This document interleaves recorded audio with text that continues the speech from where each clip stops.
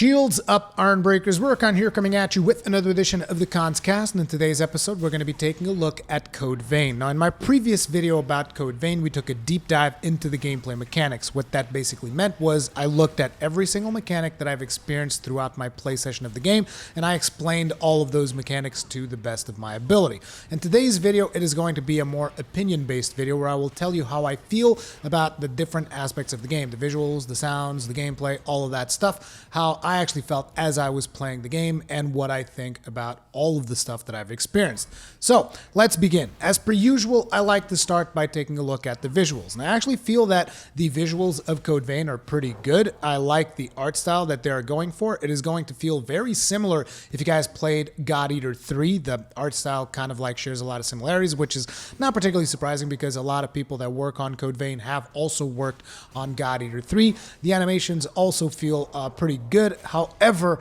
very much like God Eater 3, I also feel that some of the animations don't really convey as much impact as I would like. That might be a personal thing. I've heard from a lot of people last time that I brought this particular subject up, so I don't want to dwell too much on it.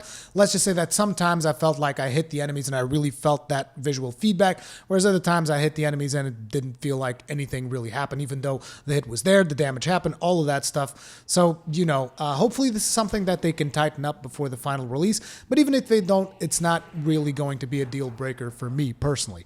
Now, in terms of performance, the game was actually hitting 60 FPS most of the time. 60 FPS is the target frame rate that they are going for, which in my opinion is a good thing because with the visuals that the game has, I feel like 60 FPS is a good thing to aim for. Because, you know, some games, they like to go like hyper-realistic, you know, lots of shit happening on screen at the same time. That is not what is happening with Code Vein, and therefore I feel like it is a safe bet that they will get that 60 FPS. I mean, we were getting 60 FPS throughout most of the footage that we recorded at the event, so I expect them to be able to polish that up. And, you know, there will be frame drops here and there in the current generation of consoles, but actually I think the PC version is probably going to be pretty flawless. But the consoles naturally will have a couple of frame drops here and there, but most of it will feel 60 FPS, which is pretty damn good.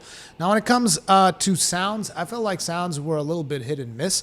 Like, some of the sounds actually felt fine. Others, they felt like they lacked a little oomph, you know, particularly the rifle shot. It was just, it just felt like it didn't really have enough of a bang to it. It was just like, you know, I didn't feel like the rifle shot was particularly good. There are some weapons that also don't feel amazing, but, you know, overall, again, not a deal breaker, just something that I wish they paid a little bit more attention to. The soundtrack, on the other hand, is really good. I liked all of the tracks that I've heard. There are some dynamic tracks in there as well, which they start kind of slow as you begin combat, and then they speed back up as you start getting more and more into the action. That's cool. Some of the boss fights had these very angelic choirs going on to them, which actually reminded me of Soul Sacrifice a little bit, which is great, by the way, because, you know, Soul Sacrifice soundtrack was friggin' amazing. But yeah, I really like the soundtrack. What I've experienced at the event was pretty good. I wish that in some situations it could have been more prevalent, but, you know, sometimes they just like, there's no soundtrack at all. It's just like ambient sounds and whatnot. And I don't know, sometimes I just wish there was more of soundtrack pervade throughout these types of games. But overall, I really, really like the soundtrack. When it comes to voice acting, I felt like the English version of the voice acting was not that great, which is something that we've come to expect from a lot of these Japanese games. But I do believe that the Japanese voices is going to be available in the retail version. At least I think that is the case. I'm not 100% sure, so don't quote me on that.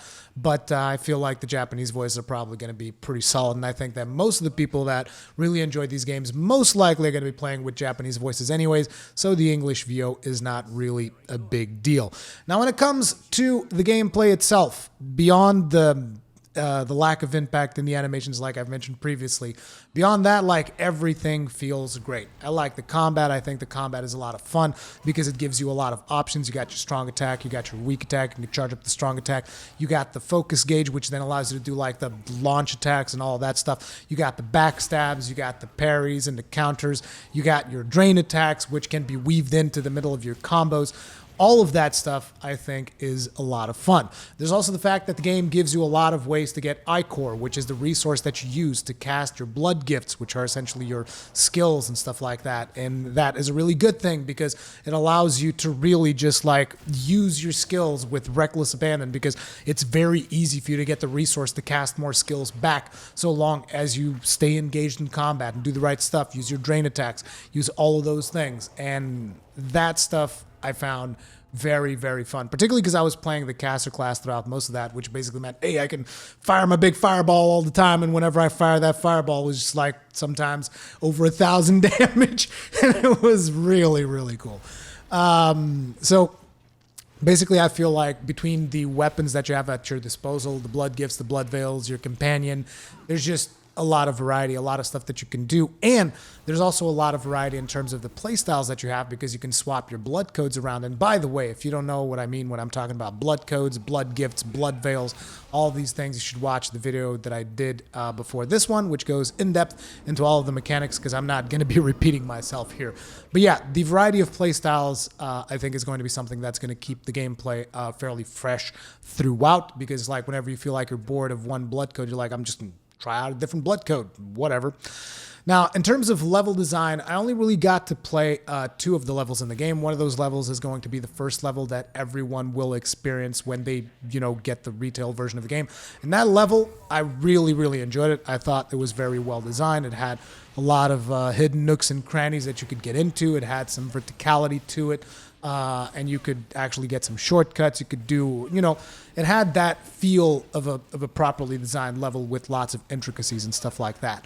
The other level that I played, though, which was the hard dungeon, which was a little bit overtuned for the characters that we were playing, I didn't really like that level as much. And I don't mean that as in, oh, the level felt crazy hard or anything like that. No, I mean like from a level design standpoint, it felt flat. It felt like it didn't have nearly as much verticality as the other level that I was at. But then again, the first level that we played was in a building, so maybe that's just, they're going to space that out. So some levels wouldn't be in buildings, and those will have more verticality to them as you climb through the building or something along those lines. Other levels will be more grounded, and, the second level was way more grounded. It just didn't feel as satisfying to explore for me personally. Like, there was still a lot of stuff to explore, a lot of stuff to do, but I wish there was a little bit more verticality to it. I don't know. Maybe I'm just coming off of a big Sekiro high, and there's just so much verticality on that. But yeah, that's what I can tell you guys in terms of design. I only really played 2 levels, so I can't really say much more than that. In terms of the story, I like the story so far. The theme is basically around the concept of characters losing their memories and becoming lost, succumbing back into their primal instincts. So that is essentially what the enemies that you are fighting, that's what they are. They are characters that they used to be regular folk, or maybe even revenants with vampiric powers, and eventually they lost all of their memories because of this miasma that is in the air or whatever. And as they lost all their memories, they've just like devolved back into their primal instincts, and they become lost. That's what they call them. And I like that concept. And the interesting thing is that your own character starts without any memories whatsoever. So you're almost wondering, like, why isn't my character all lost, But your character is very special. He's almost like the chosen one, because he can do all these things that nobody else can do. But I'm not going to delve too deep into the story. Let's just say that so far it's been interesting to me, the little that I've experienced of it. And I think that it is a good story. We'll see whether or not that pans out. Overall, my experience was pretty positive with the game, but then again, you should remind yourself that I am extremely biased when it comes to Japanese action RPGs like this one. I even say as much in my own channel trailer, so, this is the type of game that I usually tend to enjoy, so whatever I say here, you have to take that bias into consideration. The biggest thing for me is that I really hope they do improve on that weapon impact thing that I mentioned previously, but like I also said, that isn't a deal breaker. The simple fact that there are so many variety and playstyles is probably going to keep me theory crafting builds for a good long while, and that is what I think I'm going to be focusing most of my efforts into.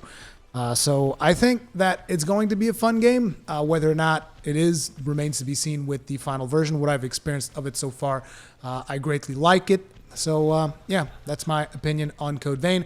How do you guys feel with all the stuff that you watched so far? Let me know in the comment section down below. Thank you all very much for watching. If you guys enjoyed the video, hit up the like button. If you didn't enjoy it, hit the dislike button. Remember, you can always subscribe, hit the bell notification icon. Stay strong, and may your shields never break.